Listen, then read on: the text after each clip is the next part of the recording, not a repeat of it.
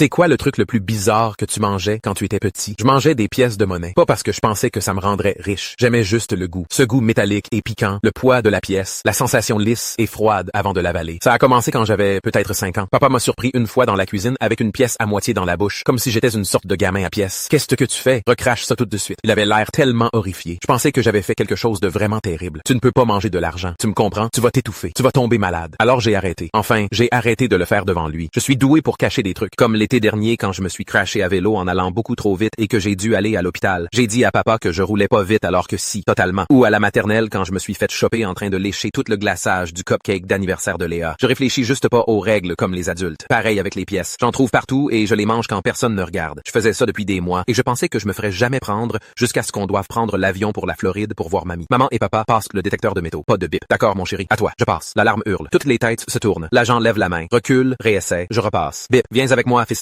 Un autre agent avec une baguette s'approche. La baguette bip au niveau de ma jambe. L'agent me sourit. Quoi? T'as avalé des pièces, petit. Les autres agents rient. Maman rit aussi, mais mon visage devient rouge. Non, dit maman, en souriant toujours. Mais sa jambe est pratiquement en métal à ce stade. Oh non, elle sait que je le fais encore. Pratiquement en métal veut dire les pièces. Toutes ces pièces que j'ai mangées pendant des mois. Debout toute la journée à l'école, à marcher partout, la gravité les tirant vers le point le plus bas de mon corps. Mes jambes. La voix de maman devient plus basse. On l'a prévenu, mais il l'a fait quand même. Il savait depuis le début, et moi je pensais être malin. Le premier agent a arrêté de sourire. En fait, on va devoir faire une vérification plus approfondie juste pour s'assurer que c'est rien de dangereux. Vous pouvez venir avec moi? Il nous conduit dans une pièce privée sur le côté. Il y a une table, des chaises et un autre agent déjà là. La porte se ferme derrière nous, et soudain ça ne semble plus drôle du tout. On doit juste s'assurer qu'il n'a pas d'arme, dit le superviseur. Procédure standard quand on a une détection comme ça. Elle passe la baguette sur moi encore une fois. Bip, bip, bip, toute sur ma jambe. Elle vérifie mes poches, mes chaussures, passe la baguette sur mes bras et ma poitrine. Rien d'autre ne bipait. Ok, c'est définitivement localisé à la jambe. Elle regarde maman. Ça va sortir un jour? Maman secoue la tête. Non, ça sera là à vie. J'ai l'impression que je vais vomir. Les pièces sont coincées dans mes jambes pour toujours. Le superviseur hoche la tête et prend une note sur son porte-bloc. D'accord, il peut y aller. Vous devriez peut-être obtenir un document pour les futurs vols par contre. On marche jusqu'à la porte d'embarquement en silence. Je veux demander comment ils l'ont découvert, mais je n'arrive pas à faire bouger ma bouche. Je n'ai jamais mangé une seule pièce après ce voyage. Puis, 1 an plus tard, maman vient me chercher tôt à l'école. On va où? Je demande en montant dans la voiture. Chez le médecin, dit-elle en sortant du parking. Mon cœur s'arrête. Pourquoi? On prend de l'avion pour voir mamie le mois prochain. J'ai besoin d'un certificat du docteur Morrison pour ta jambe. Ma gorge se serre. Un certificat pourquoi? Pour que le détecteur de métaux ne sonne pas encore? Dit-elle comme si c'était évident. Ou au moins pour que la TSA nous embête pas avec ça. Je la fixe. Le détecteur de métaux? Ouais. Tu te souviens la dernière fois tu l'as déclenché et on n'avait aucun papier? Le docteur va écrire un certificat qui explique la plaque et les vis dans ta jambe